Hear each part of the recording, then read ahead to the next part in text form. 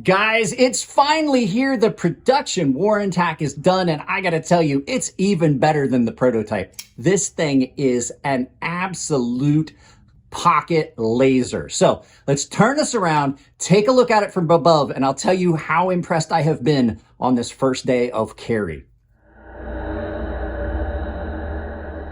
Guys, it's finally here, and I've been really excited about this. This is the production version of the Warrantac. We had the prototype on the channel, and I was really impressed with the prototype, and I'm even more impressed with this one. So you have got a very, very good knife here that is coming out. Daniel sent this to me. This is the full production version. He's doing some that are reground by him, but I don't have one of those. I just have one of the plain production ones. So let's get into this quick. So this is a hollow ground 20 CV blade done in a very, very good Warrantac configuration.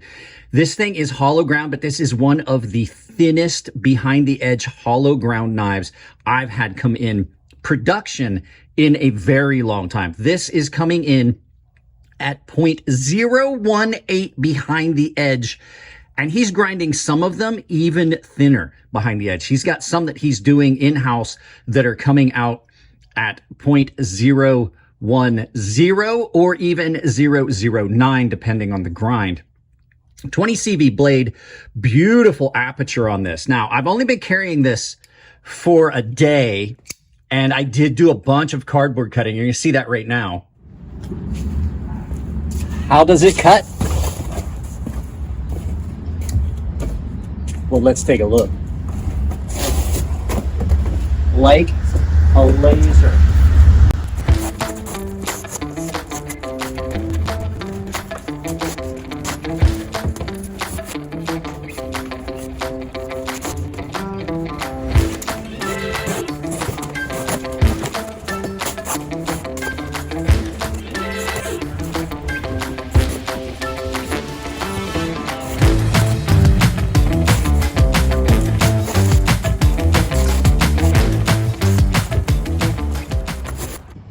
All joking aside, the blade got so hot that it was uncomfortable to touch at first. It is still hot, and it's been about 45 seconds.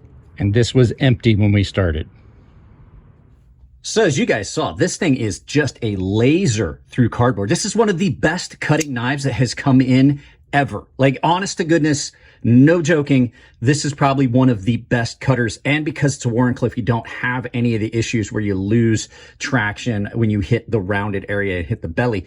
So this thing is extremely, extremely light because it is a titanium frame lock that has had a ton of weight reduction done.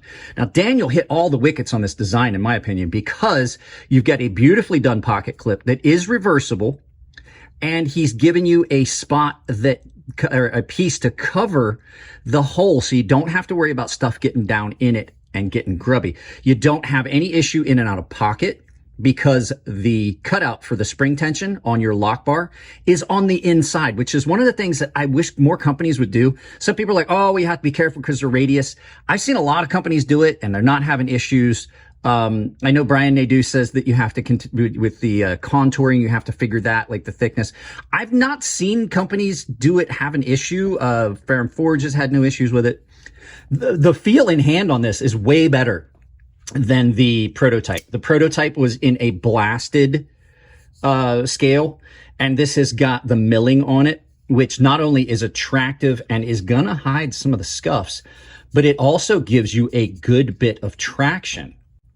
The other thing about this is, one of the other things about this is the shape is, it just kind of goes all the way from the tip and radiuses around to the tail, to the heel, and it's really comfortable. It's got a very good feel in hand, and you've got all this really good jimping. This is some of the best jimping you're gonna find.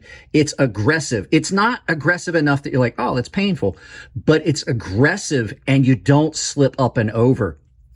And you can also just get way up on it like that, and you've got that to hold that grip. So if you're dealing with wet hands and things like that, it's gonna be great. And it came just terrifyingly sharp. Now, I cut all that cardboard and the edge held up beautifully. I had zero issues with it. I have not taken it apart. We will do a take apart and look at it, but I mean, you're looking at a knife that is hitting the market, that's going to do really well. And the nice thing about it, it's not got a lot of over the top stuff on it. It's attractive on its own. It is, like I've said about some other knives, kind of elegant simplicity.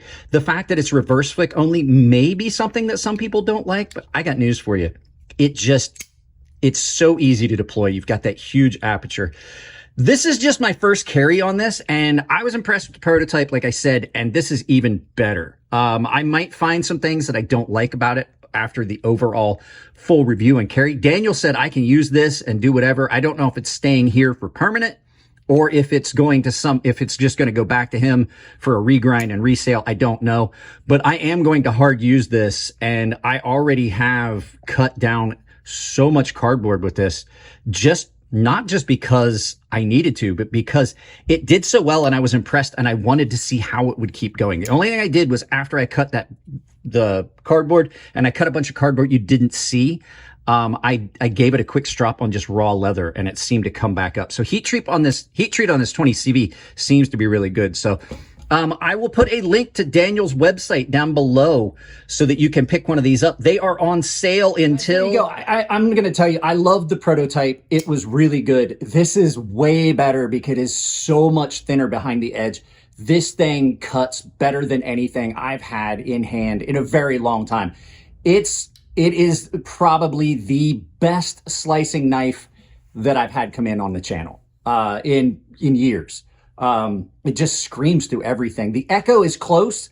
Now this thing is definitely the best cutter so far, at least the last couple years. Big shout out to Daniel for sending this along. Go check out the link down below to purchase these. They are on sale for $225, which is, I want to say $25 less than the original price. I'll make sure I put that down below. Flash sale until June 1st, 2023. So don't miss out on that sale. He's a great dude. We've had him on the channel a couple times. So guys, that's it on this one. I love y'all. Keep it. That's not how we do it. Guys, that's it on this one. If you like the videos, give them a thumbs up. If you don't like them, give them a thumbs down. But please try to tell me why. I can't change the content if you don't tell me what you don't like. If you want to support the channel, bunch of ways you can do it. First and foremost, just drop a like and drop a comment. Interacting with the video is the best thing you can do. If you want to do it financially, I mentioned it, Coffee Brand Coffee, channel sponsor. There's a link down below that saves you 5%. You can also use my coupon code CrazySharp, capital C, capital S, all one word, Crazy Sharp, at either Tempered Trail or Coffee Brand Coffee to pick up any of the items there. Supports the channel, doesn't cost you anything. I have an Amazon store down below. You can take that link, pin it to your browser, use it for all your Amazon shopping, and it doesn't cost you anything at checkout, but it definitely directly supports the channel. And I do have a membership that I have built that's tier-based. We've got over 100 paying members from all over the world. Everyone has access to my Gilded server, which is just like Discord. We chat, we goof off, we play. I put up posts and things like that where I'm doing movie days, and you're only gonna find that on the Gilded server. The baseline and premium tier members are entered into giveaways of things like this that come into the channel that's separate of the YouTube giveaways. And the premium guys have access to a sharpening tutorial series that's on YouTube behind that paywall. Guys, that's it on this one. I love you all. This time, keep it clean in the comments section, and I will see you in the next video.